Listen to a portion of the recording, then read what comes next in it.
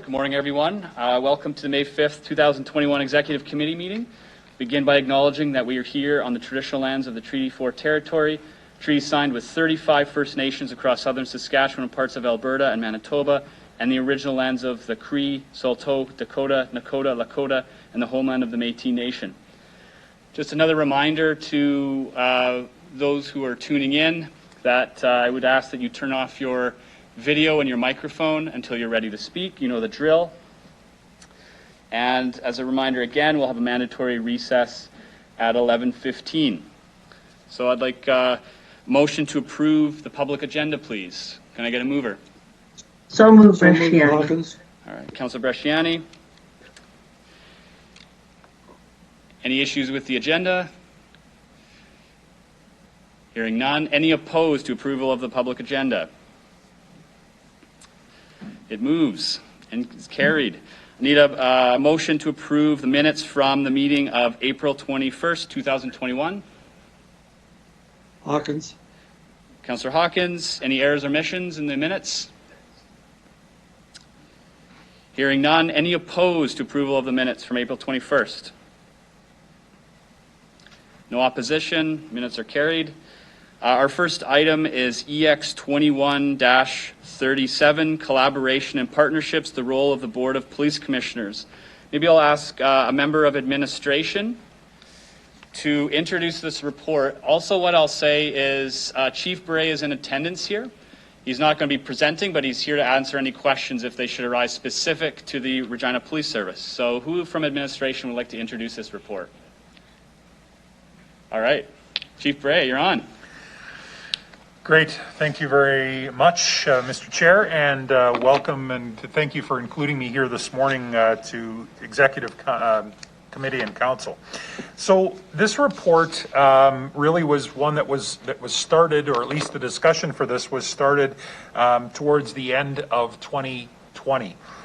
We had conversations with our Board of Police Commissioners, and really it was around the notion of the dialogue that's happening in not just in our community, but I think throughout the world right now, which is all of the work that we're expecting police to do in many cases would be better handled by trained professionals that work 24/7 that can handle some of these challenging problems that are falling onto the plate of the police. And so from this discussion around the role of the police, what we do in the community, rethinking what community safety and wellness looks like, there was a request made that we bring forward a board report to our Board of Police Commissioners on the work that we're doing now as a police service to try and dig into, for lack of a better term, what I'll refer to as root causes of crime or challenges in the community that may not be directly related initially to justice, but might be ones that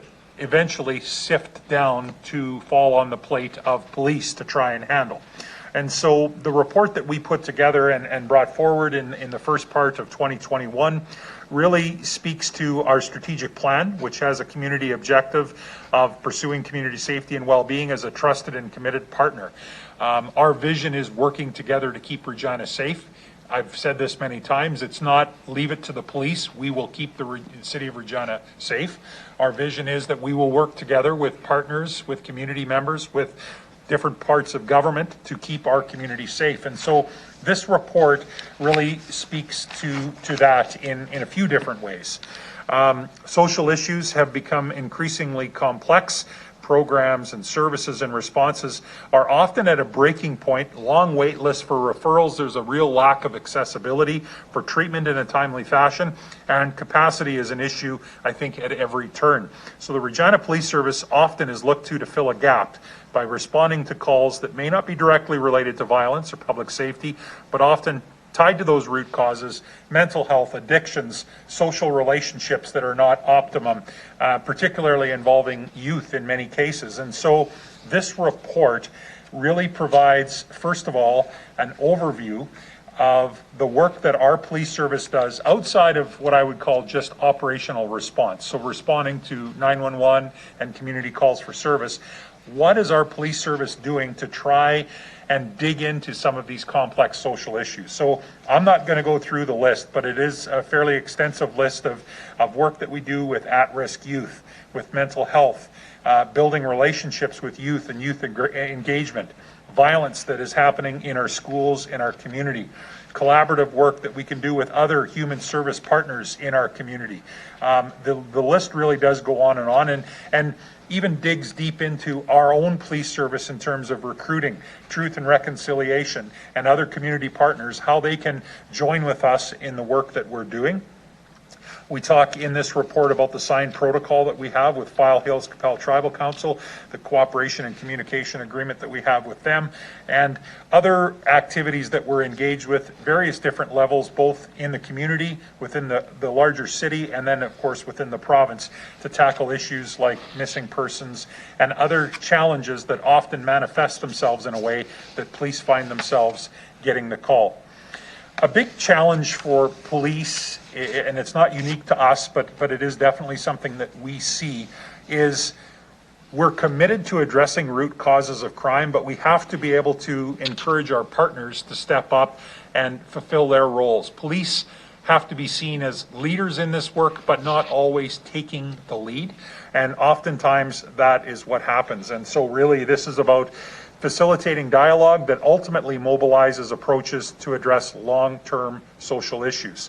Our police service has worked diligently at fostering meaningful partnerships and has attempted to remain a committed and equal partner. However, really haven't been able to alleviate all the pressures from the emerging needs and the lack of community resources that allow us to respond adequately. And so as a result, places our police service in a position to reluctantly step in and fill the void, but not always be the perfect puzzle piece that is needed to fill that void.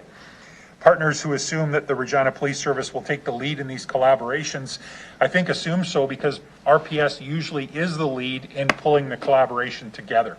But once we get the group together, we really need some of our partners to be able to step up and carry their share of the load. And heavy caseloads and lack of accessibility is a problem in all areas. If you look at social services, mental health, addictions, they all struggle with capacity to handle the volume of work that they have. So our police service is committed to continue to lead this work. So that really is what is in that report. I supplemented it when I presented this to the board with some thoughts on what could the city do and what, as a city, as both the Board of Police Commissioners and City Council, what can be done. I provided our board with just a list of examples of things that I think there is room for extra work and focus, but I don't have those written into the body of the report. So, Mr. Chair, I'm not sure if you want me to provide that supplemental list now or leave it there and just open it back up for you and for dialogue. It might make sense for you to provide that now, and then we can have some discussion about it. Sure. So really this is just further discussion around, I think we all see some of the challenges that we have in our community, and often I'm asked the question, okay, what can I do to help you? Whether it's from the board, whether it's from council, community members, it's often, what can I do to help? And so if I had the province in front of me right now asking that question, I could give them a long list of things that they could do to help us greatly with some of these challenges. This list to me is a little more focused on kind of what's in our purview, what can we see out through the windshield of the chairs that we sit in at the city. And so I really think that a solid first step is that community safety and well-being plan that is being worked on right now.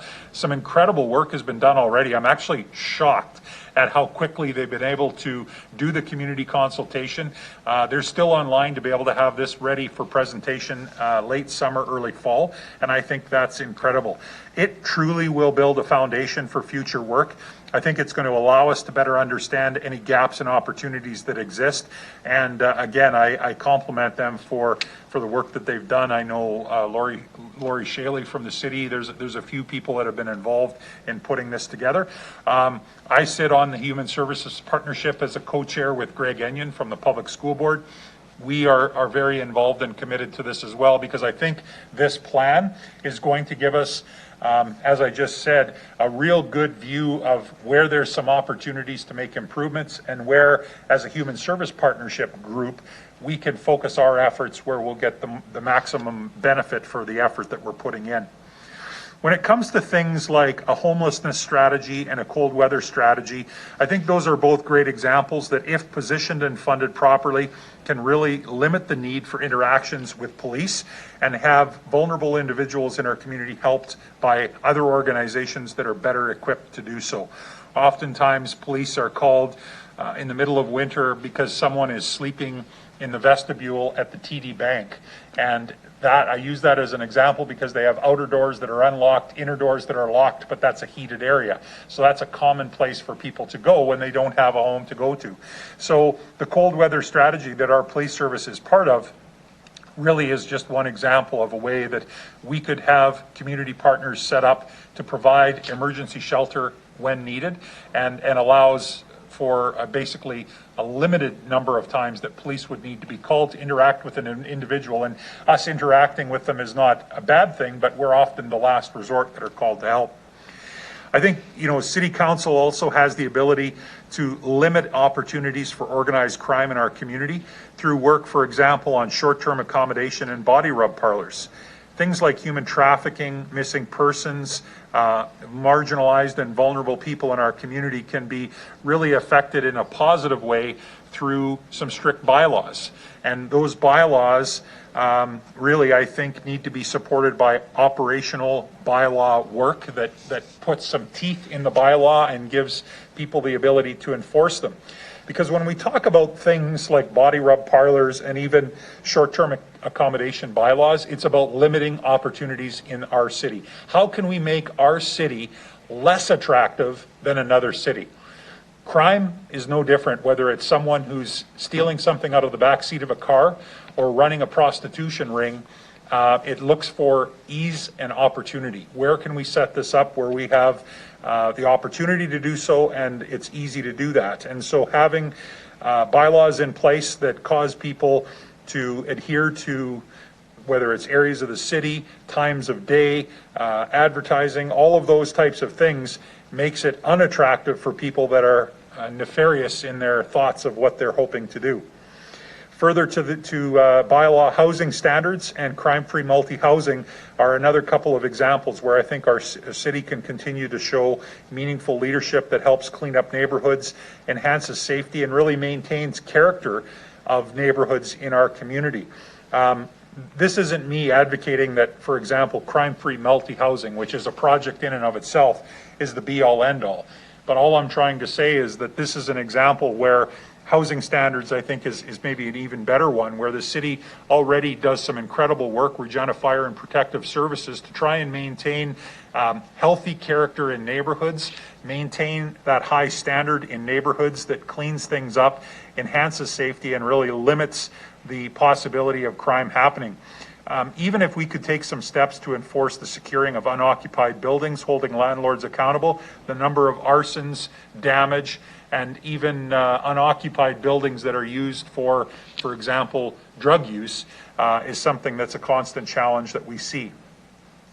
Safe consumption sites have been a big focus of discussion over the last little while, and harm reduction, I will continue to advocate loudly, is an absolute must in a comprehensive drug strategy.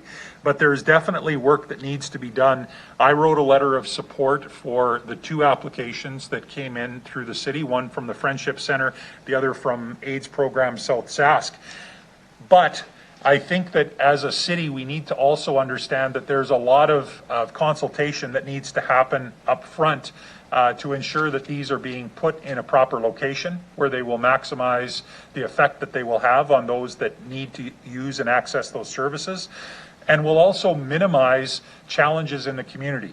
So things like debris pickup, which would include needles in the area, security for the area, what happens to other businesses in and around a site? Are they affected in a negative way? And that upfront consultation with business owners, with community residents, is an important part of this, and I think that we need to keep that in mind. And so the last point I have here is corrections support. As a police service, we talk a lot about the challenges we have where on the front end, the police are asked to make the arrest and hold offenders accountable. But once offenders are arrested and then are going to be held accountable through a variety of different means, whether it's electronic monitoring, curfews, or even in some sort of a halfway house or incarceration situation, police are often given more work responsibility and work is downloaded on police. Recently, our city has seen an increase in the number of public disclosures that have been done with high-risk sex offenders that have been released into our community. Well, we actually were scratching our heads a little bit in the last few months to understand why have there been so many recently? Is it just the way happenstance, the way things have happened, that offenders have been released back to the community? And so when we dug into it a little bit and talked to the province, it turns out that Oscana Centre, which exists in our city just across from the police service, is in many cases the only facility in the province to house high-risk community offenders from all over the province. So when a centre like this is opening, and rehabilitation and reintegration in community is an important tenet when it comes to properly helping offenders reintegrate into the community and really get their lives back on track. I think we also have to be aware of what is the impact on our community. Do we do any sort of impact studies? That needs to include the impact on policing. Treatment facilities and reintegration units are definitely a move that is occurring, and we're going to see more and more of these. And so it's important that we as a city welcome and embrace these types of buildings and facilities. But I think we have to keep our eyes open to the locations and any potential impact that this will have on our community. Back to the high-risk sex offenders, when they are reintegrated into the community in a place like Oscana Centre, they're often given day passes or unescorted visitation rights with family members, and that obviously can pose a risk to the community. So it's not about me being here advocating that we should be locking them up and throwing away the key. This is an important part of it. But when we're the only place in the province that has a centre like this, there's going to be implications for our city for sure. So those few points that I just brought up there are areas where if someone on council or the board says, what can we do? I don't want to just say you can lobby the province for more money and resources to help with these issues. However, it wouldn't hurt my feelings if you guys did that. But I do think that there are things that we can do collaboratively as a city. The relationship, and I've mentioned this many times before, but the relationship with the city and the police service and Regina Fire and Protective Services is as good today as it's ever been. We are working in tandem, we work collaboratively and cooperatively, and so I think if we explore some of these things, there's more room for collaboration and partnership here that really will add to community safety and well-being. And so once that plan is done, I suggest we explore some of those opportunities. Thank you. Thank you. Before I ask for a mover, I just want to respectfully request to committee that we do focus on the recommendations and the content of the report. I know there's going to be a lot of interest in perhaps expanding that discussion to include the nature of the specific bylaws, the wording of it. That will come to council and committee at a future date. And you could certainly ask when it might, but I would again ask that we stay on track and focus on the enforcement and the recommendations before us. Can I get a mover, please? Mayor Masters, go ahead. I would happily move this report and put it on the floor for executive to consider. I think I need a seconder. Not for committee. Not for committee, see? No. This is why I don't chair executive. It's a confusing place. Yeah, and I would just add, as a member of the Police Commission, this is very much one of those conversations we're looking to have back with the city and with council to look for a little help to either alleviate or empower. I hear Chief's words where he talks about being the last resort. Sometimes they're the only resort. Partly because of the hours they work, partly because there's fear of the unknown in situations that they enter into. I can tell you with some of the information shared recently with council that bylaw enforcement sits at, in the top 2 or 3 as the most occurring point of contact into Service Regina, to the tune of an average of 6,400 per year for the last 3 years. And we need to figure something out to more effectively enforce some of these bylaws, but also, again, provide support either to the Police Commission or, conversely, the Police Commission to provide support into the City of Regina. Thanks. Thank you. Councillor Bresciani, go ahead. Thank you very much. Thank you, Chief Bray. I think, again, this is awesome to have all of the list of 30 items on there are the important things that the police do and are involved in. I want to just ask a question about in the report, point A, and talking about body rubs. You'd indicated when you spoke, you said there needs to be more in the bylaw, so more teeth. Can you just elaborate on that for me? What you would like to see, or what would help police? Through the chair. Sure. Thank you for the question. So, I won't even talk about body rub parlors for a second. I'm going to talk about the taxi bylaw that we worked on with the city with regard to mandatory audio and video recording in taxis. Off the start, we had some real challenges getting taxi drivers to comply. If I can be so bold, the ones that had nothing to fear complied. The ones that weren't jumping up and down about having everything audio and video recorded in their cabs didn't comply. And so if we didn't have a mechanism to say, sorry, then you're losing your cab license or you no longer can operate, then what good is the bylaw, right? The bylaw is only as good as our ability to enforce it. So when it comes to body rub parlors, this has been a discussion in the news. I just saw a news story on CTV, I think it was last night, with regard to the fact that Dawn from the city, from bylaw, was interviewed about the fact that we allowed a bit of a grace period with the bylaw that was coming in with regard to body rub parlors, but there is going to be now a focus going forward on enforcement. So if the body rub parlor is mandated to only operate certain hours or operate in a certain area of the city or advertise in a certain way, and they don't follow that, then we need to have a mechanism that swiftly allows us to enforce it. And the more we can do that, the more it allows us to stay on top of body rub parlors in that example and what they're doing, who they're employing, what type of activity is happening there. And ultimately, back to my original point, it makes this a very unattractive place for them to operate. You look at other cities in the country that have bylaws that are enforced rigorously. There's a very low number proportionate to our city in terms of the number of these actual places that exist. And that's our goal, is to make this not a breeding ground for that type of activity, but really limit it through close bylaw enforcement. Thank you.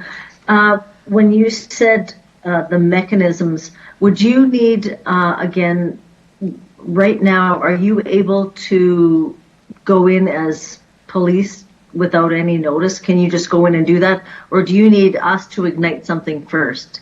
How does that work? Yeah, well, once the bylaws would basically give us that foot in the door. So in the case of body rub parlors, being able to go in and check things that are mandated through the bylaw allow us to go in without a warrant, for example. And so that's the real challenge when it comes to doing enforcement in the absence of a bylaw.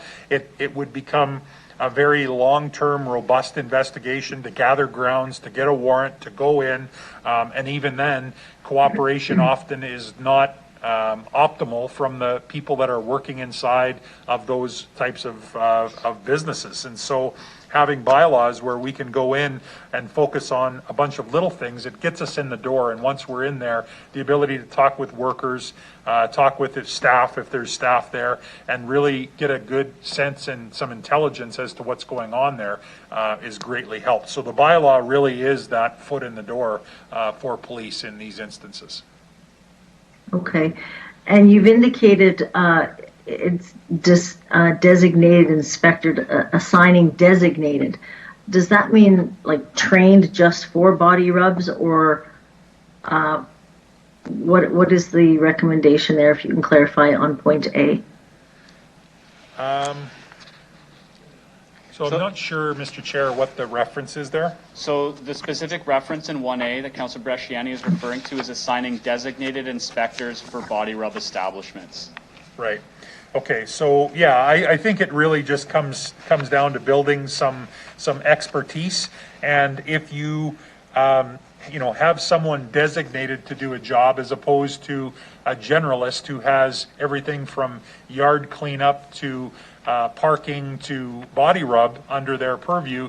You're getting a distilled down version of that active enforcement and focused effort. So, this may be something that requires assigned people right now, but if we can get to a point where it's a very small number operating in our city, maybe there's the ability to have those assigned people or person have other duties as well. Right now, there's enough body rub parlors in Regina. I'm assuming this will be very much full-time work for the first year to 2 years until we can kind of get everyone compliant with the bylaw and working collaboratively. I know in the CTV news story I saw, you could just tell by the way Dawn was answering the questions, she recognizes there's some heavy lifting off the start to work collaboratively with police, bylaw. Regina Fire and Protective Services will play a role in this as well. But once we get moving and once we get our focused enforcement team together, I do think this will be a swift process for us. Thank you. I remember the conversation well, and I remember when the report came, it was one bylaw officer, one police officer, and understanding that the work that would be for these, I think there's 20 that operate. It's a huge amount of work. But I just some clarity of what you've indicated there, to have us designated inspectors that understand and know what they're looking for to go into these body rub establishments is key. I absolutely agree with you. But would you, you're saying the bylaw needs to be written so they can go in almost without notice, so they can actually go in without kind of giving some notice, so they can actually do an inspection? Is that what I heard? Yeah, I mean, I think it depends on what part of the bylaw you're focusing on or what you're looking at. But I mean, it's we're likely not using the bylaw to boot the door in and do like what would be a surprise search warrant. But it would give the ability for bylaw enforcement and the police and anybody else who might be involved in this work to enter with proper notice, all of those things. So I don't think, and I'm kind of just giving this to you off the top of my head right now, but I don't think it's a matter where we're necessarily saying we're coming in a week from now to inspect. It might be that we're knocking on the door and saying, as a result of the wording in the bylaw here and the result of the business license application that you put in, we have the right to come in and inspect and make sure fire exits are properly marked for employees and people that are coming in and using your establishment. There's a variety of things that we would be able to do, somewhere between bursting in unannounced and giving forewarned notice. So I do think it does give us that more immediate ability to get into the business and to look at what's going on, to talk to the people there, and ultimately limit, whether it's trafficking, people that are being exploited, along with any criminal acts that might be happening in that building as well. Okay. In questioning when this bylaw came forward, I had asked about the notice that was given, and it was explained 24 hours notice. And I think in the bylaw it reads reasonable notice. Just with your expertise, what are your thoughts on that? Because I think it would be very hard for bylaw to give 24-hour notice and then find anything. Yeah. So that's the catch there.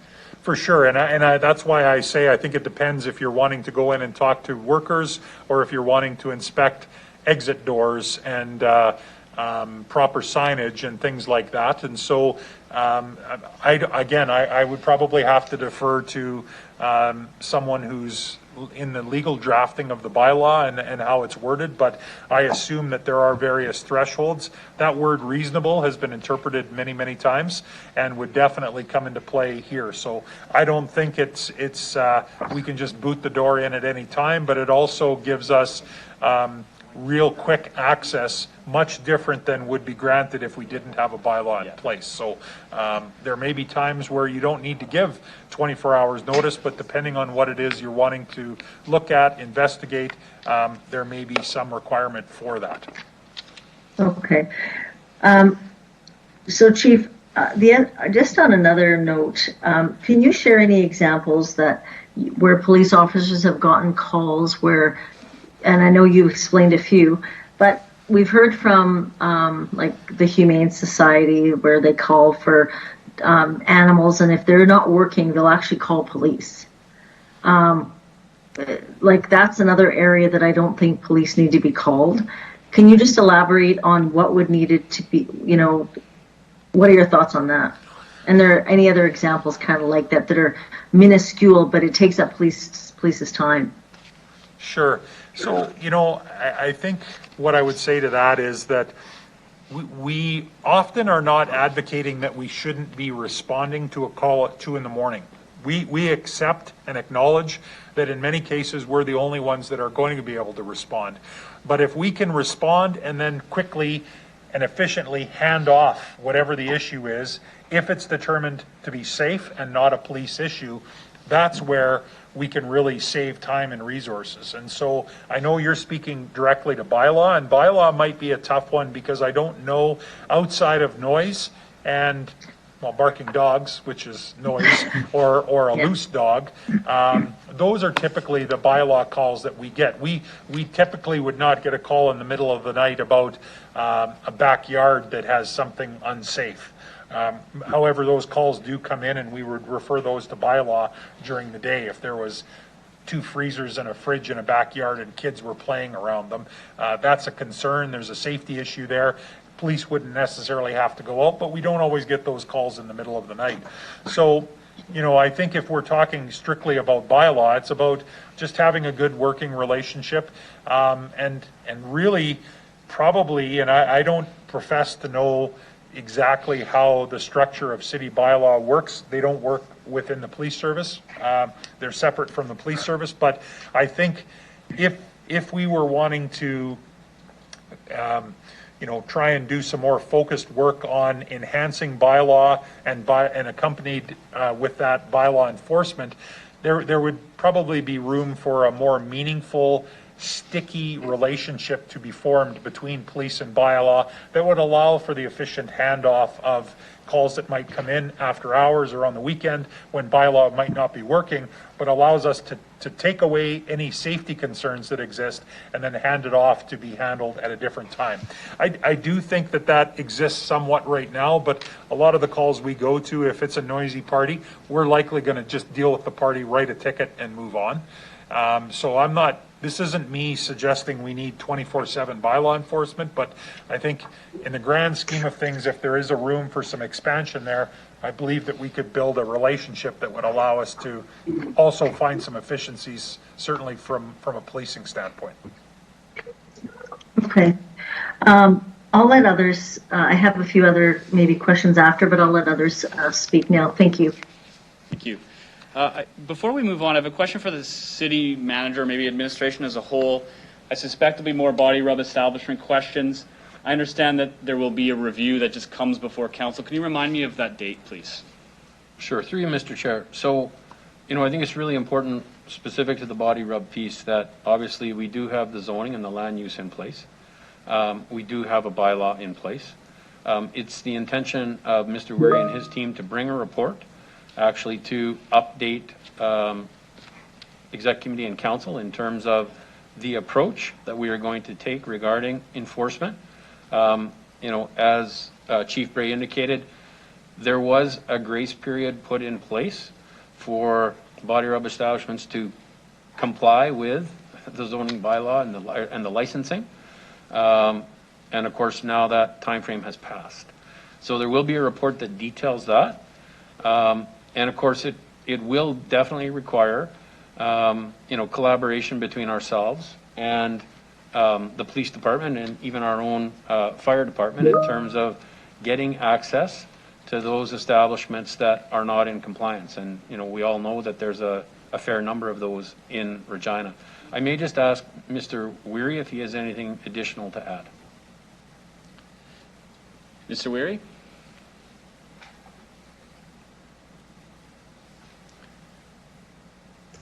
Yes, good morning. I think the city managers covered the main timelines for this report. I suppose the only other advice that I would provide to Executive Committee this morning is that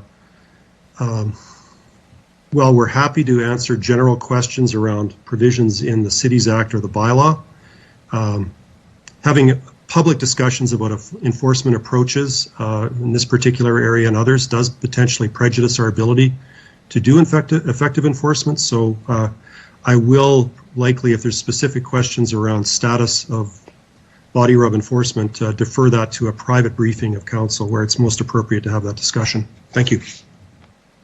Thank you. Perhaps I would request to administration to send to council, since there are many new councillors, the latest report, and we can do our own reading ahead of that review coming forward. Councillor Zakidniak. Thank you. Just a couple things. First of all, thank you so much for this exhaustive list of all the additional work that the police are doing outside of responding to traditional crime in our city. It's really appreciated. My first question is, I did have some for some of those categories. I am interested in getting some more information. Is there can I find that on the police, on the website of Regina Police Service somewhere, or how do I, if there's specific categories I'm looking for more information, how do I get that through the chair, please? Chief Bray. Thank you. Through the chair, I think you probably could look on the website, or I know you've connected with your inspector and staff sergeant that also look after your area. They would likely be able to get you if there was deeper information that you wanted that wasn't available through the website or through public means. We would be able to get you that. So whether you reach out to your contacts in the North District or even me directly, we're happy to connect you with that info. Great, thank you so much. And then this is just this question out of curiosity. On page 6 of the longer report, you mentioned that the North Central Family Center is connected directly to yourself, to Chief Bray. So I'm just curious, can you elaborate on that? Yeah, so it's connected to us in many ways. We have a community engagement unit that does a lot of regular work there. We have a police officer, Constable Desiree Mills, who through the years has done a toy drive through the North Central Family Center. But I've formed a bit of a personal relationship with Sandy and the team at the North Central Family Center. I find myself involved many times with their after-school reading program. I've participated in some leadership work that they've done, and many times have been able to, if I speak at an event, I just spoke to BOMA, and they wanted to be able to make a donation as an appreciation for my speaking to their group. I always direct them to the North Central Family Center as a benefactor of that. So I do have some personal ties to the center and have been involved in many different things. Chief Cadmus DeLorme and I have done a couple of bigger projects with the center as well, trying to build leadership in youth, predominantly males. Young males that are between the age of 12 and 15, giving them leadership skills, helping them envision the community they would like to live in and how they can affect and make that community happen. So it's just some kind of personal work that I do on the side to help the great work they do at the center. That's great. Thank you. And then my last point is I really appreciated hearing these recommendations from you regarding how we can continue to support the police and address root causes of crime. So my request is if you can please continue to provide direction to us, because I know that the police are overburdened, and if we can take away some of the work or find ways to support the work that maybe falls on your shoulders that might be better off led by someone else, as you've indicated. I think that is a way that we can support you, and then also so that you don't find yourself in a position of continually finding the need to ask for additional resources as well. So I just think it's a win-win for the community and the police if we can support you better. So please continue to do that. I really appreciate this. This is an important topic, and thank you for being here today. Great. Thank you. You know, one thing, Mr. Chair, I want to raise a point of order with you. I agree with every word that Councillor Zakidniak has said, but it wasn't a question. I think we have to be very deliberate in our questioning of delegations and hold our statements for when we have a chance to speak. Councillor Hawkins, well taken. I should remind everyone, the chief is not here as a delegation. He's actually sitting at the administration table, so we're just in the normal process of asking and commenting on it in the report. But well taken. Councillor Stadnichuk. Thank you, Mr. Chair. I just would like a little bit of clarification. Chief Bray, thank you for your presence today and answering questions. In the recommendation before us, 1B, so B states conducting regular inspections and reviews of properties and multi-dwelling landlords where there are recurring neighborhood issues such as squatting, large gathering, and structure fires. So I just wanted some clarification about the issues that are being identified in that point. Some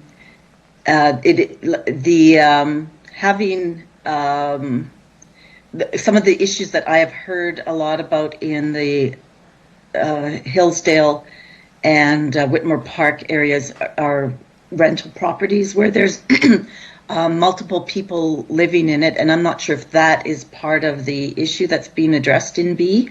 And I also wanted clarification on structure fires. I'm assuming that just means when, you know, we hear about dumpsters or garages that are sheds that are put on fire. But could you give us more information about what the issues around multi-dwelling landlords and is through the chair? Thank you.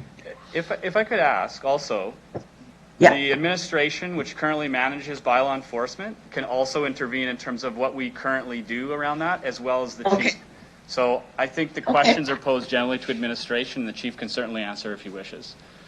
So who would like to start with that? Mr. Holden. So if I could, through you, Mr. Chair, just make some general comments. So, you know, I think the report that, you know, Chief Bray put in front of the Board of Police Commissioners on March 30th is a very extensive and exhaustive list of the, you know, programs and initiatives that the RPS are involved in. Some they lead, some they participate around a collaborative table. I think it'd be really important at an appropriate time that the city bring a similar report in front of Exec Committee to highlight the work that we do in the community.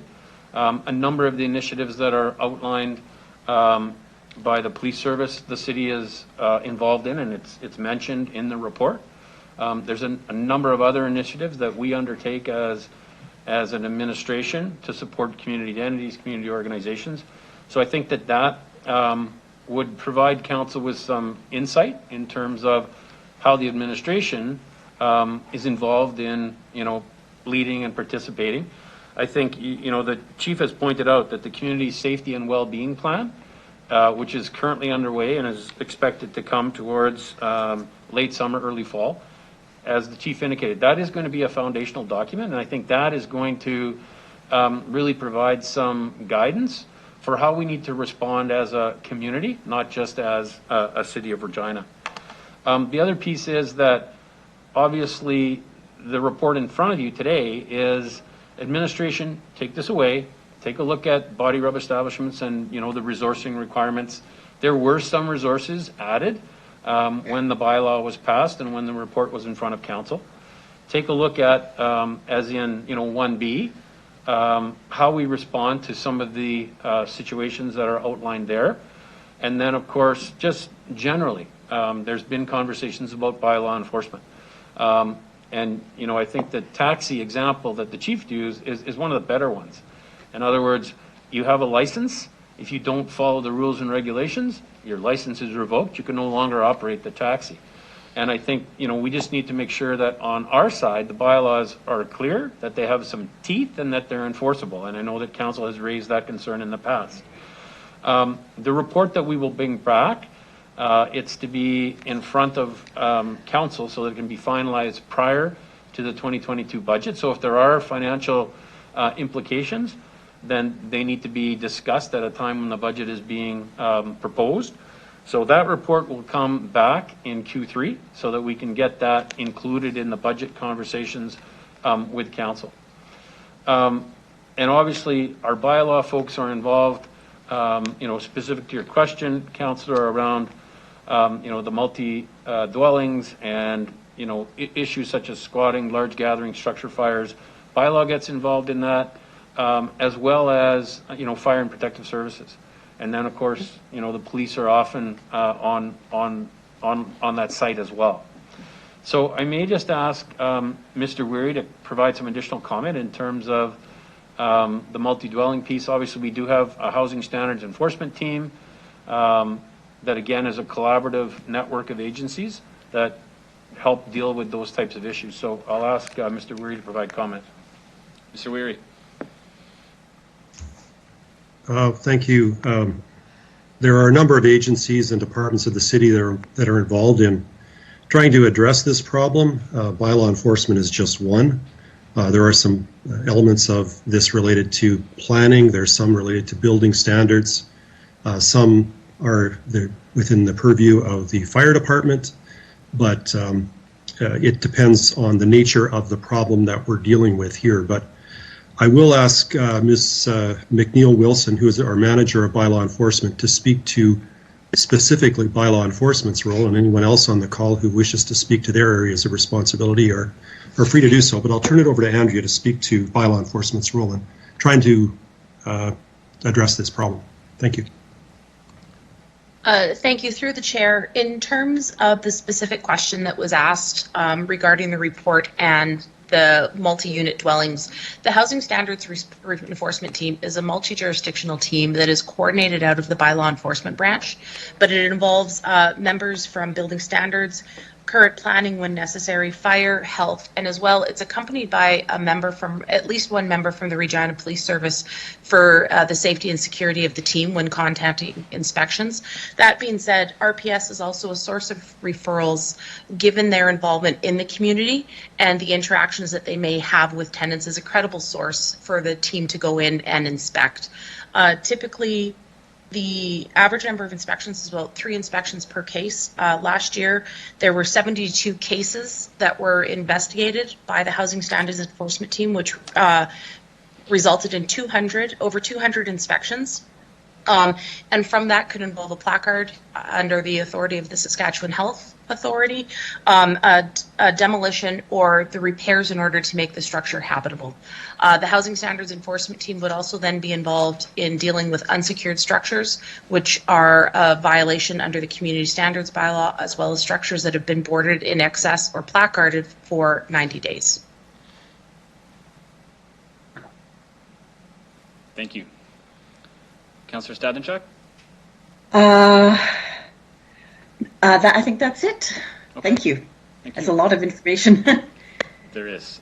Maybe perhaps to administration, to be clear, you have an intention here to provide us a comprehensive report of the extensive and excellent work of bylaw enforcement. Can we simply wrap that up into the report that's being requested here? Okay, perfect.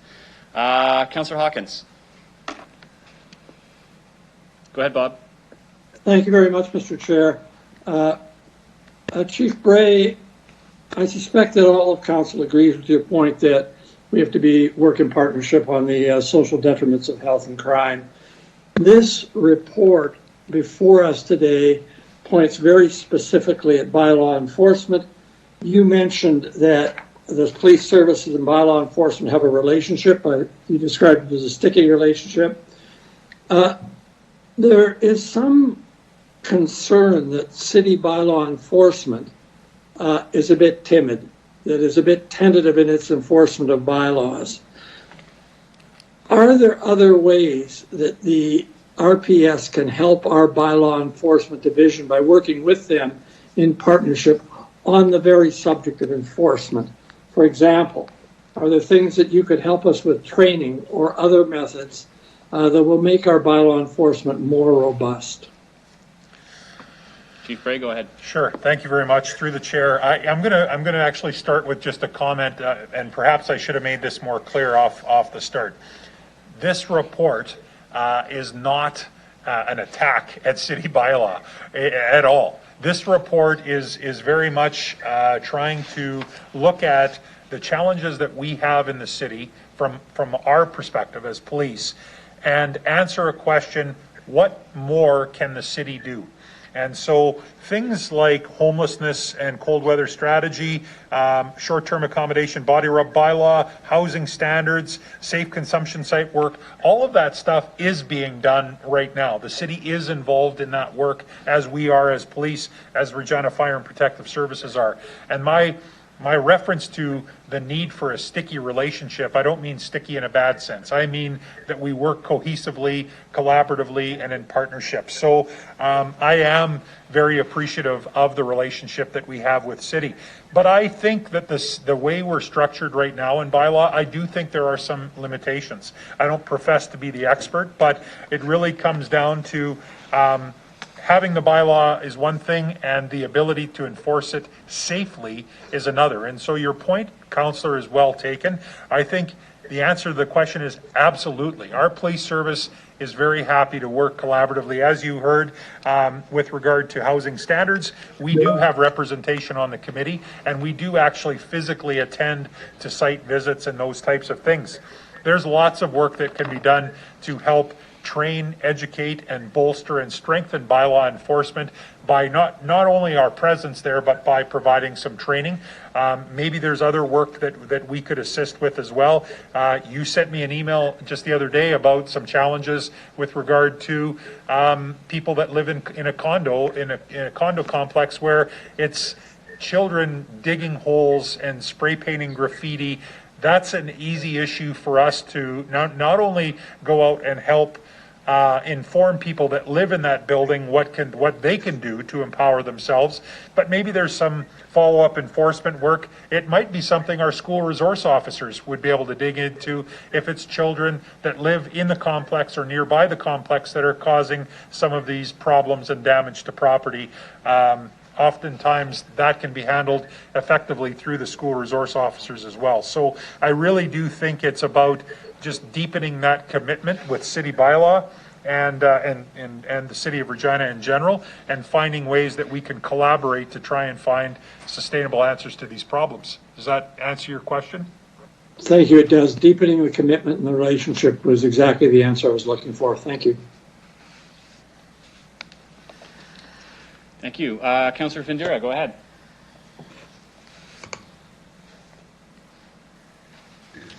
There we go.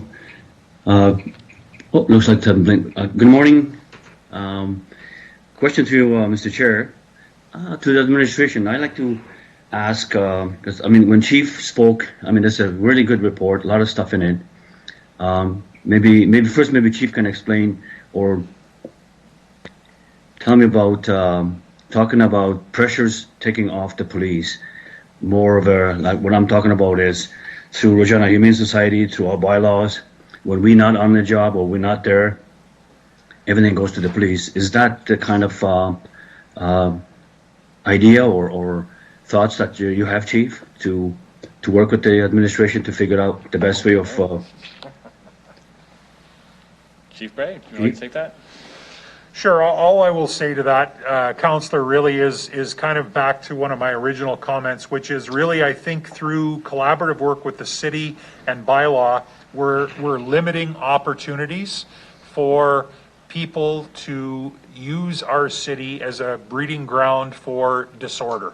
And so how can we limit everything from human trafficking that's happening in our city to even property crime? The whole, you think about the concept of the broken window theory that New York employed a while ago, which is if a window's broken and it's not fixed, then it's more inviting for people to break other windows in the area. We use a similar strategy with graffiti, and so we've got a great working relationship with the city to try and incentivize residents and if not residents, then through the city to clean up graffiti so that it doesn't spawn other graffiti tags from happening in the same area as well. So really that's what it's about. It's about, in some cases, it's about taking work off the plates of the police, but I would say moreover, it's about working together to limit opportunities for crime or crime-related disorder to grow in our community. Thank you, Chief. Mr. Chair, through the administration, as the report states, it's a straightforward. We'll see this again.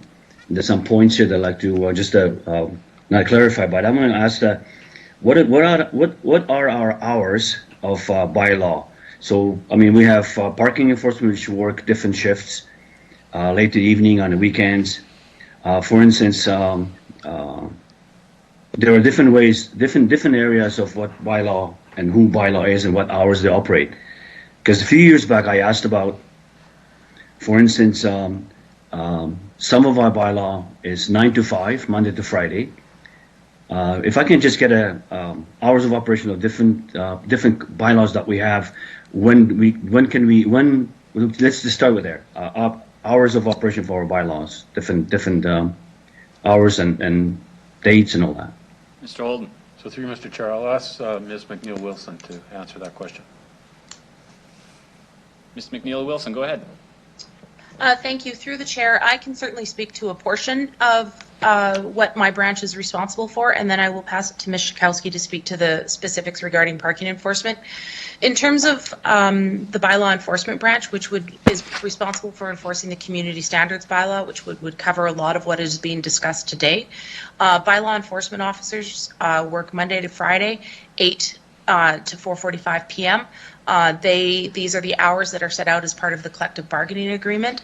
In situations where there is a requirement for us to do after-hours inspections that are either on the evening or the weekend, then that is coordinated and employees are then paid the necessary rates as set out within the CBA. So Monday to Friday, 8 to 4:45 p.m. And I'll ask Ms. Schakowsky to speak to the particulars around parking services and parking enforcement.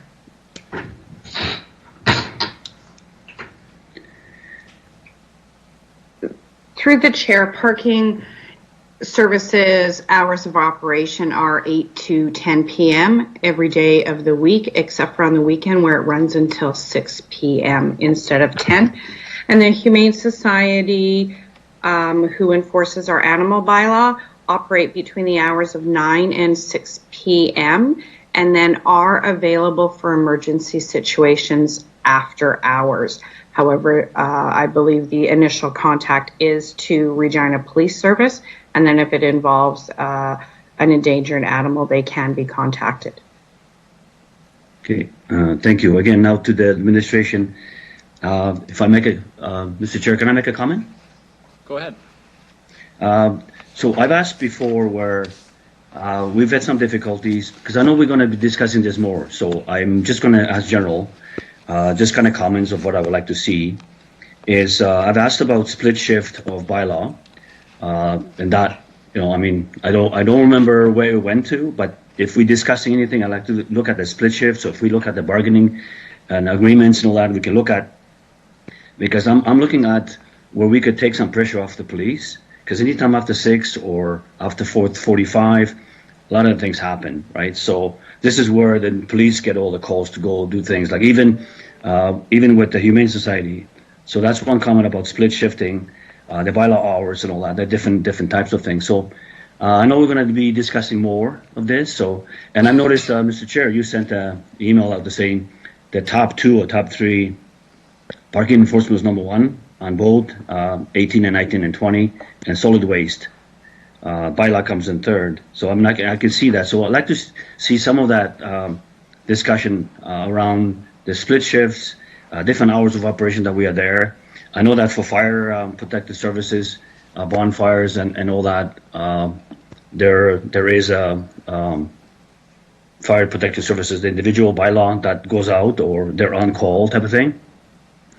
look at some of those ideas to make it a little bit easier on the police. That's where I would look at to deal with things like that. And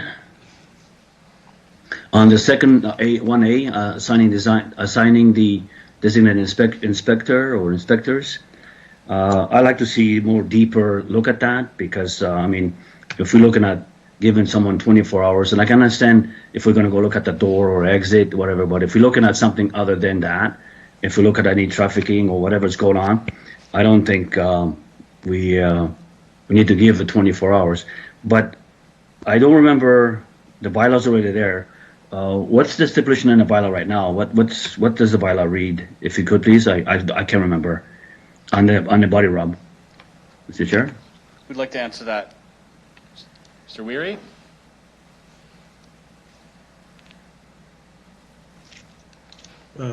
So the question was around inspection notice times, or In the bylaw now, like what's in the bylaw right now? Okay. Well, the bylaw assumes that these businesses are located in the proper zone within the city, and if they're in the proper zone, then they require a license. And part of having a license does give the city, licensing is a way to regulate a business. And in this case, the body rub establishments have specific things that they're required to do. It does give city enhanced ability to request records, to do inspections on a scheduled basis and the like. And then if the license holder doesn't comply with that, then there's the potential for that license to be either suspended or revoked altogether. So there's a specific enforcement and specific powers that we have once we license something. So as Chief Bray referenced with taxis, it's the same thing there. They're required to have a license, and as a condition of the license, there's a number of things they need to comply with in terms of inspections of vehicles and records and the like. So there already is an ability for us to suspend or revoke a license in the taxi bylaw, as there is in any licensing bylaw. So that would be a condition or just part of what's in the bylaw. In terms of specific notice, this question has come up a few times, so I will just answer it quickly. We are governed by, in the case of community standards, the Cities Act. So there are really, I suppose, 3 or 4 ways to get inside a business or a private dwelling. One is to ask permission of whoever's there, and if they allow you to come in, you can come in. The second is to issue a notice, a reasonable notice that you want to conduct an inspection, and then you can do that. The third way is to obtain a warrant from a court that gives you the authority to go in without notice. So those are the main authorities that we have, and those are all set out in the Cities Act in terms of the sequence of what from the least intrusive to the most intrusive, and those are governed by provincial legislation. So this idea of being able to, there are no circumstances where we can just go in because we want to, we think there might be a violation there, and we just can go in without one of those powers being exercised appropriately. So that's where it is. I'm happy to provide more detailed information on this in a private briefing in terms of how this works in practice, but those are the general provisions. I hope that's helpful. Maybe more information than you needed, Councillor, but I thought the question had come up a number of times, so I thought I'd answer it. Thank you. Thank you. Yeah, no, that's good. If I could Mr. remind the Chair, committee again, if we could maybe not get into the specifics of the bylaws, but rather focus on the bylaw enforcement. Okay, Mr. Chair, thank you. So there's a couple comments and then I'll leave it alone. Our bylaws now are complaint driven. So as we go into 2022 budget, A and B will be discussed, so we'll see that. So I'd just like to put some of the comments in by looking at what we can do to enhance the bylaw. If we're going to be hiring extra officers to do the bylaw, can we look at within the, I mean, that's a deep, so I'll leave it at, but the city manager, looking at a split shift, covering more ground and more time than just, specifically, then everything goes down. And then because the bylaw is complaint driven, it's, I mean, I'm not sure if we're going to be inspecting, like it says here in B here, are we going to be proactively inspecting. So that's, I'd like to hear more about that, not now, but that's just a few comments about complaint-driven, split shifts. If we're looking at enhancing our services and taking some pressure off the police, if the police can do the policing, that would be my comment. So, and thank you, Mr. Chair. Okay, thank you. So we have a couple additional undertakings related to recommendation 2, proactive enforcement, changing hours of operation. Received? Okay, perfect. Got a nod. Councillor Shaw.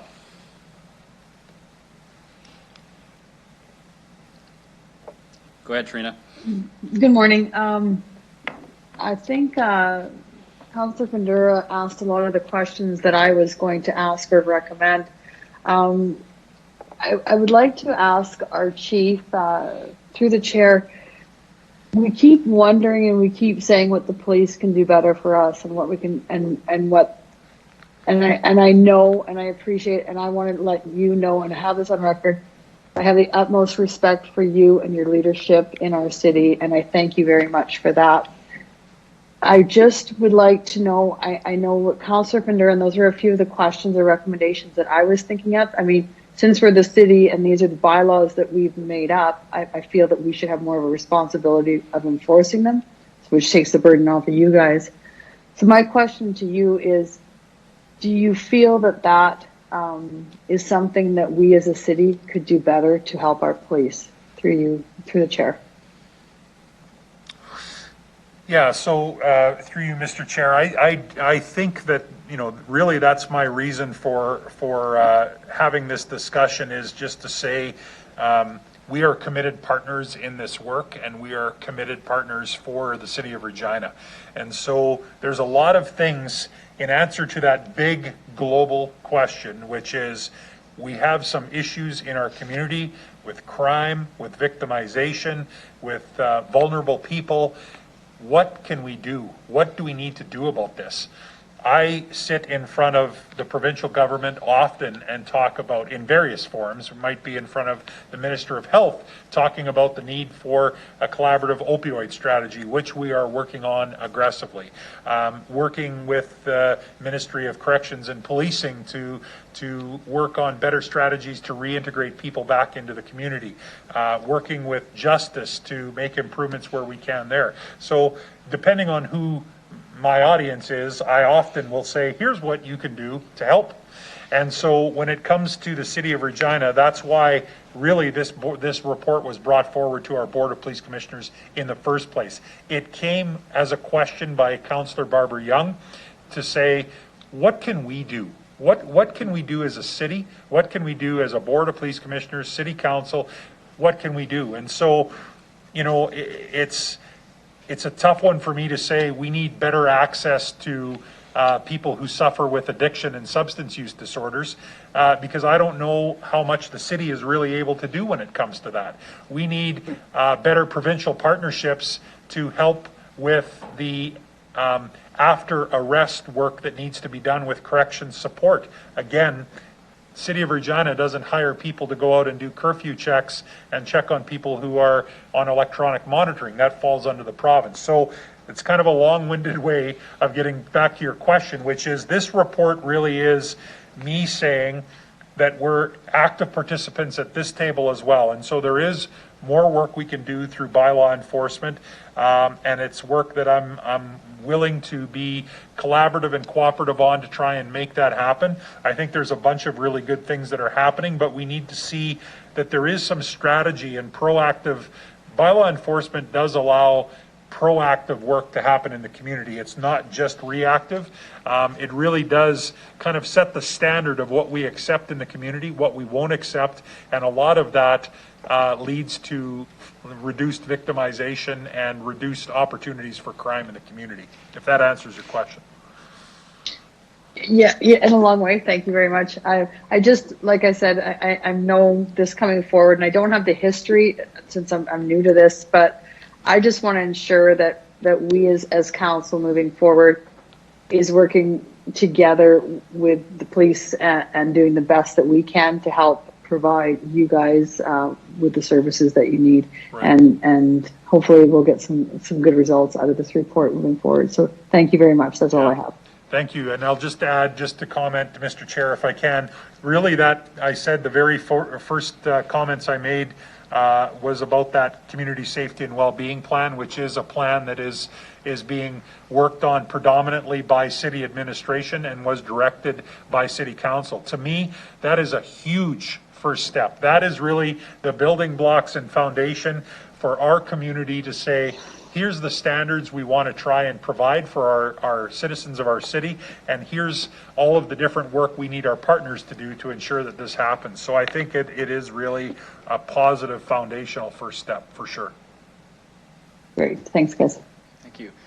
Just a reminder, Community Wellness Committee received a parallel report about all of the work that the city is doing on their undertaking similar to this. So if members of council are interested, you can see some of the hard work that administration has also been doing in this regard. Councillor LeBlanc, you have a 4-day-old baby at home. Maybe I shouldn't even acknowledge you and let you speak, but go ahead. I'm just going to babble anyway, so it's all baby talk. I want to speak in general support of recommendations 1B, 1C, and 2. So I think it was clear last week in what I said on Councillor Stevens and I's motion around garbage pickup and so on, that I think we need better bylaw enforcement, in particular in the way that landlords and slum landlords use their rental property. So I'm generally in favor. And I want to offer particular support for recommendation 1A, which is I think we need bylaw enforcement at the city level rather than at the police level, doing any kind of regulation or frontline enforcement of our body rub parlor regulation. And the principal reason for that is, as we know, many of the workers in body rub establishments are vulnerable women. Some of them may not have all of the documentation that they may need to legally work within Saskatchewan or within Canada. They're clearly at risk from interactions with police, and so I think we ought to be quite nervous to send police in to interact with those vulnerable women. I think we have an obligation to protect them.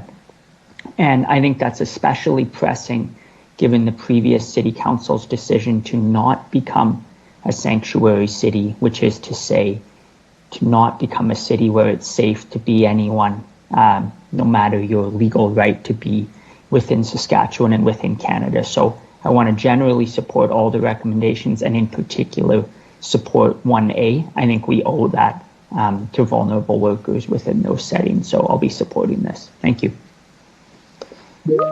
Councillor Mancinelli.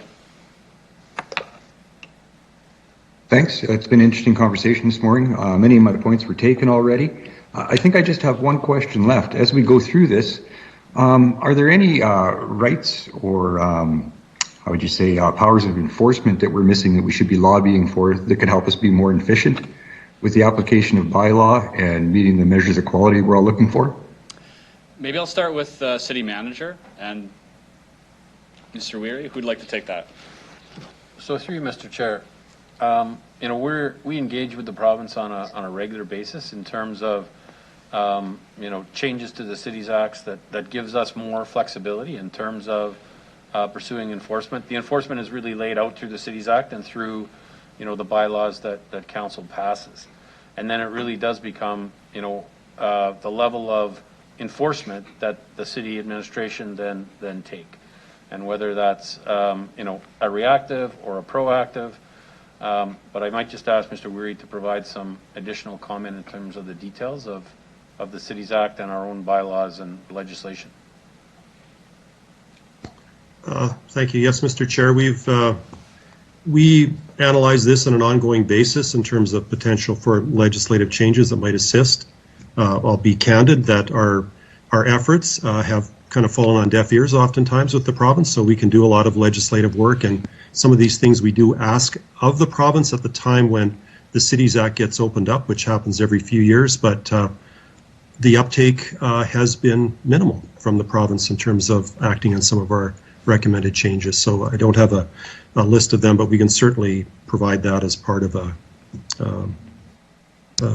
follow-up report. But yes, we do that on an ongoing basis One example that's been there forever is the idea of for parking enforcement being able to have license non-renewal as a technique that could be used to enforce outstanding parking tickets. We've asked for that over a number of years with the provincial government, and there's been no uptake on that. That's something that's in place in a number of other jurisdictions that assist municipalities with parking enforcement, especially for outstanding amounts of, significant numbers. So there's one example. There are others that we can think of, and we've had some that have been. We have had some success. I don't want to make it sound as though we've been completely unsuccessful, but some of the big asks that we've had, we have not been able to persuade them to make the legislative changes. I'd appreciate knowing some of those big asks and trying to assist if I could. After being on appeals board, I realized that enforcement sometimes is very tricky to have happen with all the necessary steps. And with all the talk of efficiency and knowing what type of investment goes into trying to get people to adhere to bylaws, I think that this is the right time for that conversation and that information. So that's all I got to say. I support the bill. Thanks. Thank you. Seeing no further questions, I guess I would pass the floor over to the mover. Mayor, do you have any final remarks? Sorry. Okay. Councillor Stevens, sorry. Yeah, go ahead. Thank you. So yeah, just everyone has had a chance to ask. So I just had a couple of follow-ups, and I guess the reason that to Chief Bray regarding the Oscana Center, do we receive any other dollars from the provincial government at all or does city police at all for any kind of extra service that may need to be provided at all? Has there been ever discussions with the province in that regard? Chief Bray. To the chair. Thank you. Through you, Mr. Chair. We do have one position that deals with high-risk habitual offenders and often does some work with people at Oscana Center and other treatment or halfway facilities in the city.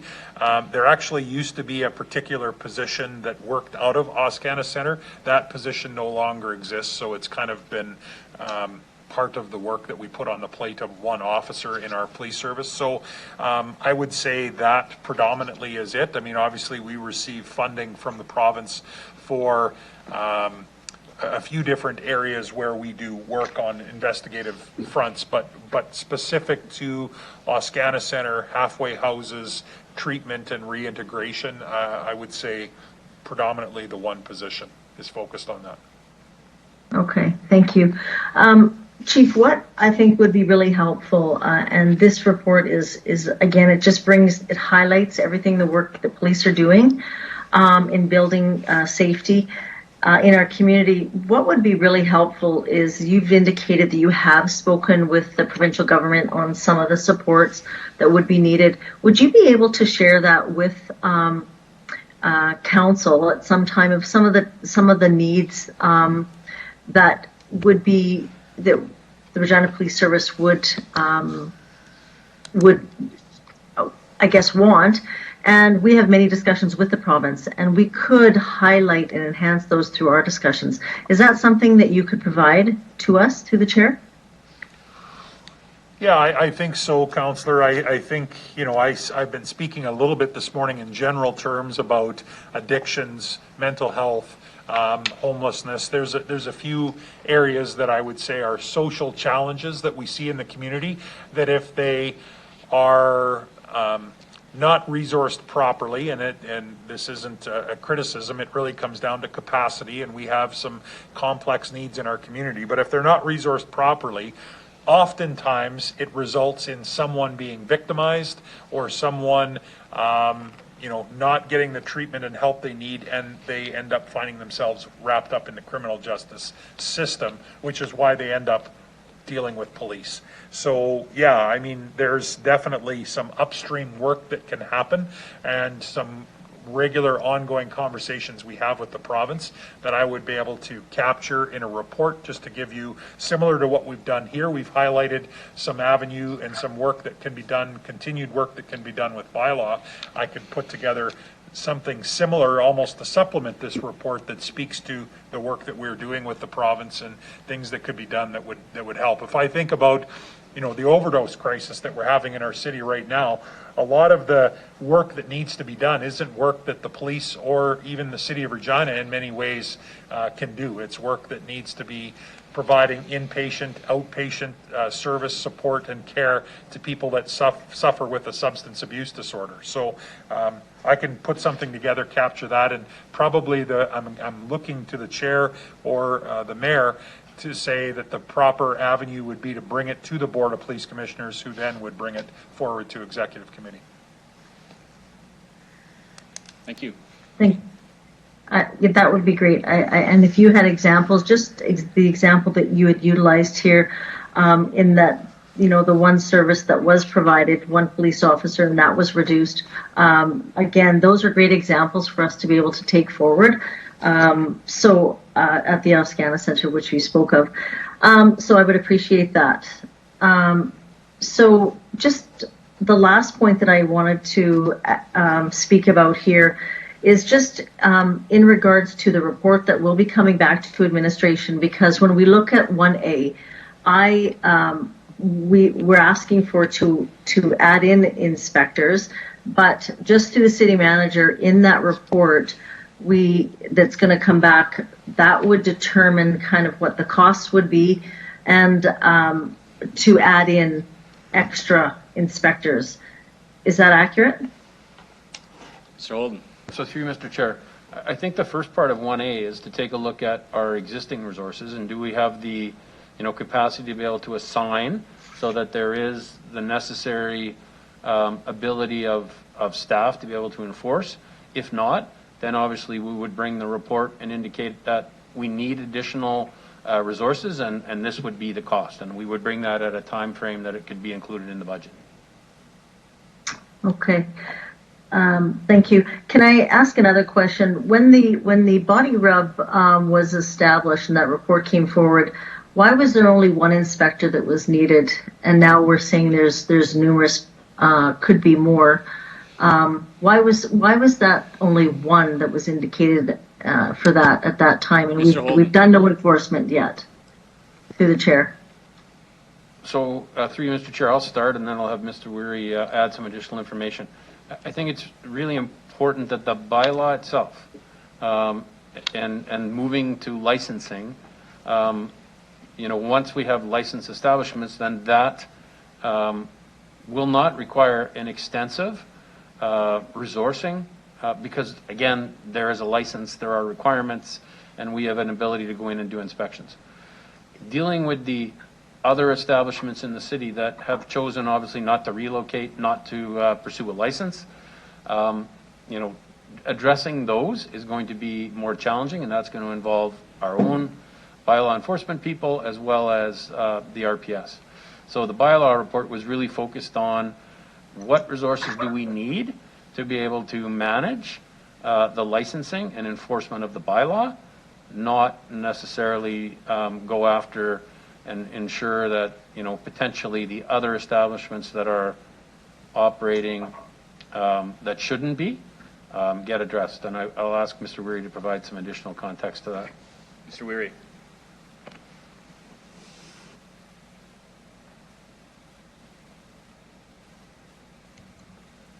Oh, sorry, I froze up there for a second.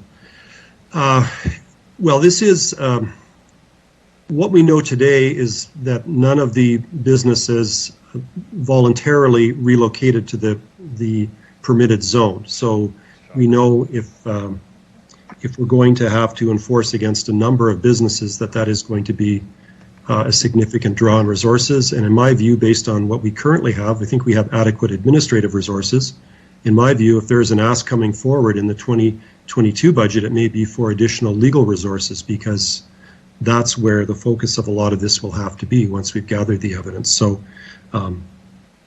it is a bit of it is a work in progress, and if we do require additional resources, even on a short-term basis, to address a specific demand that comes up in the course of this enforcement initiative, then we'll make that request. But in my view, what was originally recommended in the report is where we start, and if we need additional, we will come back to council to make that ask.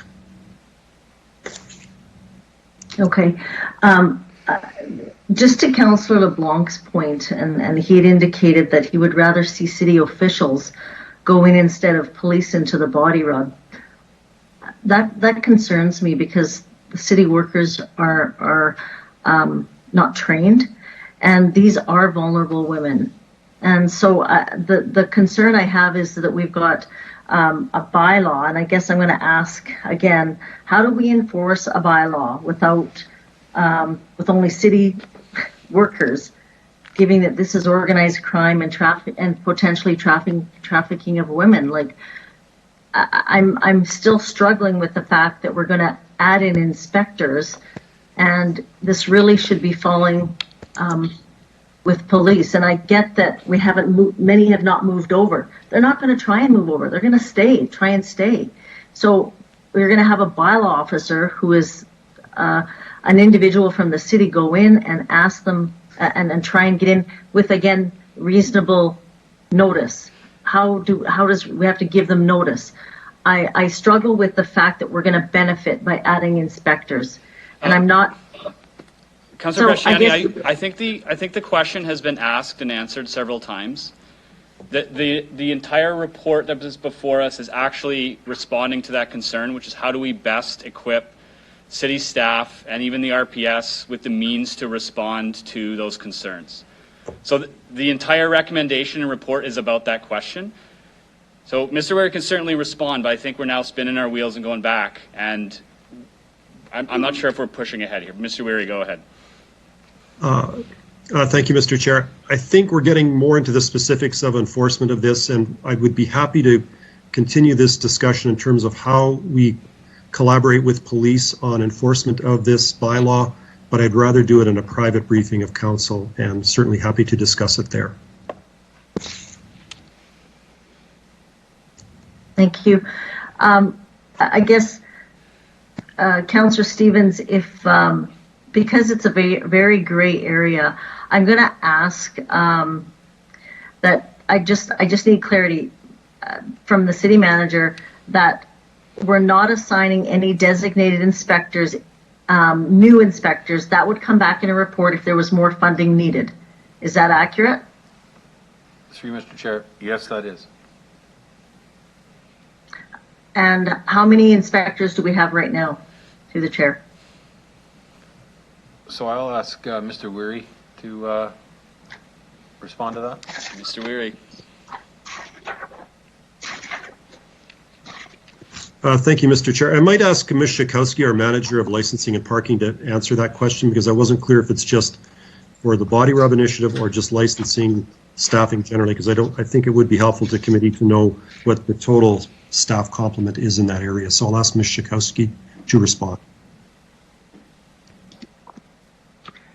Through the chair, in the licensing branch of my department, we have 7 total employees and 1 that will be dedicated to the Body Rub Establishment Program, and that will include the licensing, participating in the education sessions that are required for all the workers involved in Body Rub establishments, and also conducting the outreach portion of our licensing program.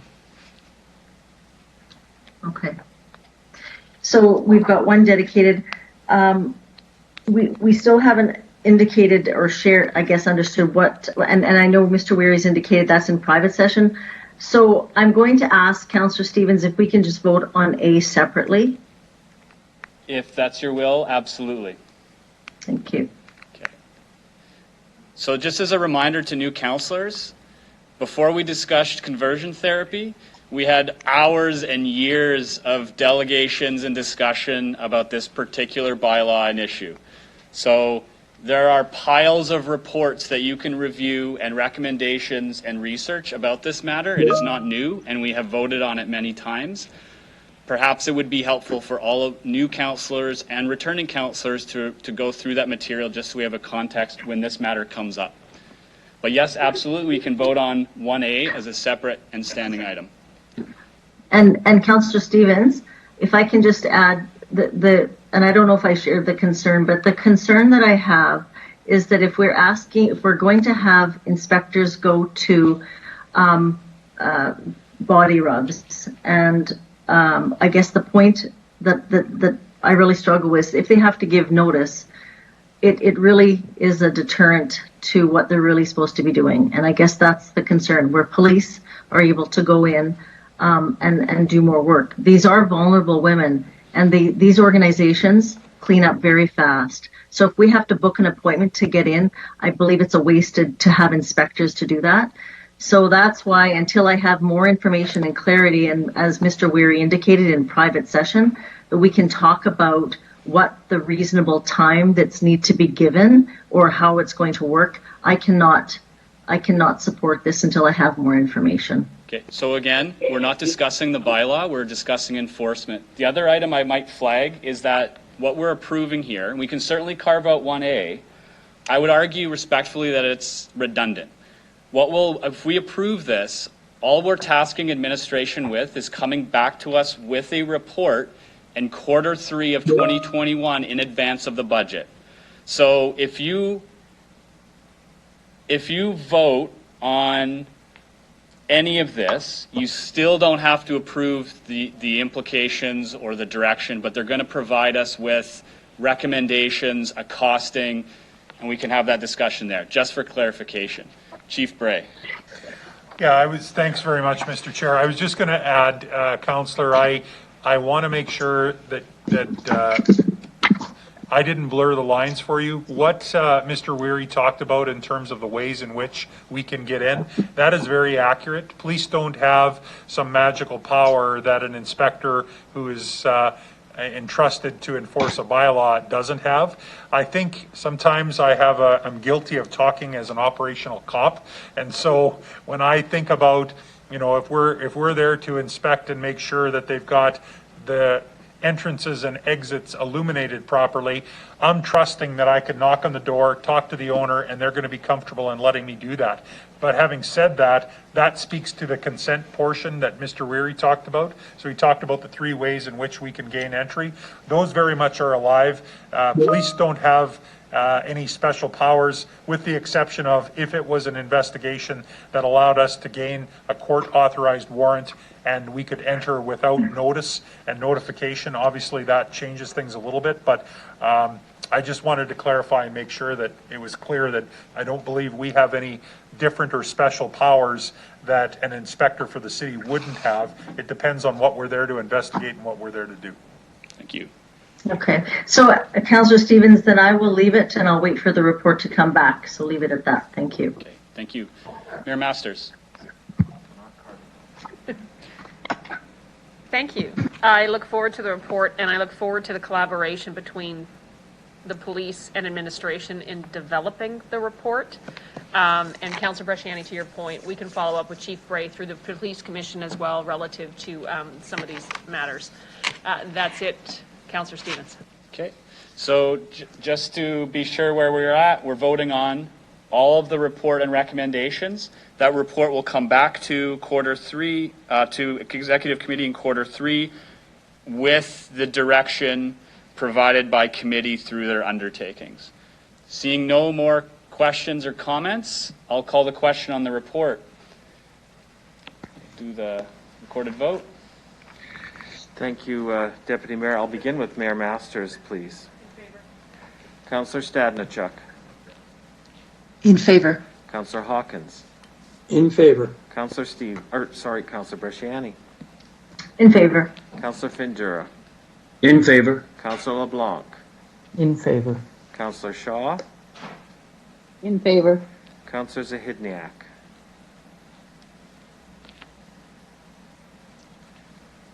In favor. Councillor Mancinelli. In favor. For those members of the public, Councillor Mole is absent from the meeting. Councillor Stevens. In favor. Passes 10-0, Deputy Mayor. Okay, thank you. Next item is EX 21-38, Police Use and Occupancy. Administration, please provide an intro to this report. Who'd like to take that? Mr. Lacey, go ahead. Good morning. Through you, Mr. Chair. This report before you seeks approval to continue to lease space to the Regina Police Service that they occupy in the old number 1 fire hall. This space is specially outfitted to provide for the servicing of communication equipment utilized by the RPS, Regina Fire and Protective Services, as well as Regina EMS. And the space is provided to the board or to the Regina Police Service at no charge, other than the annual operating costs, which include power, heat, and shared space expenses. Based on legal advice, this lease does require council approval, as the lease of the city-owned property without a public offering and at less than fair market value requires council approval. Thank you. Councillor Zahedniak.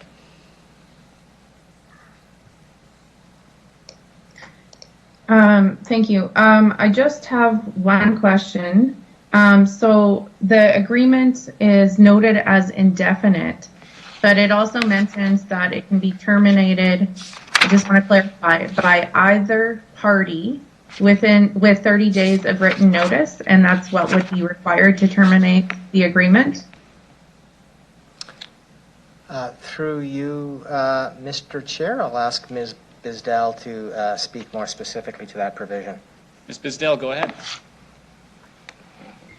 Thank you. Through you, Mr. Chairman. Yes, that is correct. This is a use agreement. There is no definite term, and it is, I guess, terminated based on 30 days notice. Okay, thanks. I just wanted that clarity. That's all I have. Okay, thank you.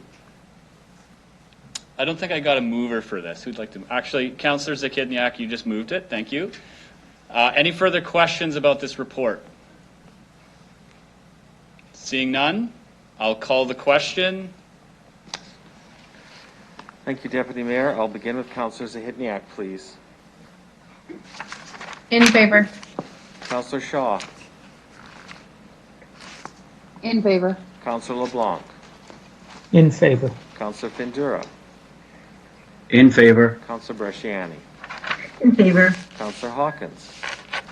In favor. Councillor Stadnichuk. In favor. Councillor Mancinelli. In favor. Mayor Masters. In favor. Councillor Stevens. In favor. Passes 10-0, Deputy Mayor.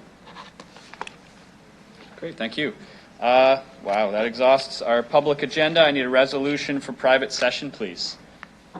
Zakidniak. Councillor Mancinelli. Councillor Findura. Any opposed?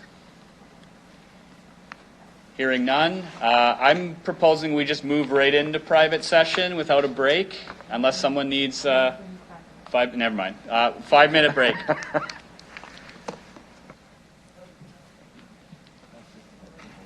Yeah, for sure.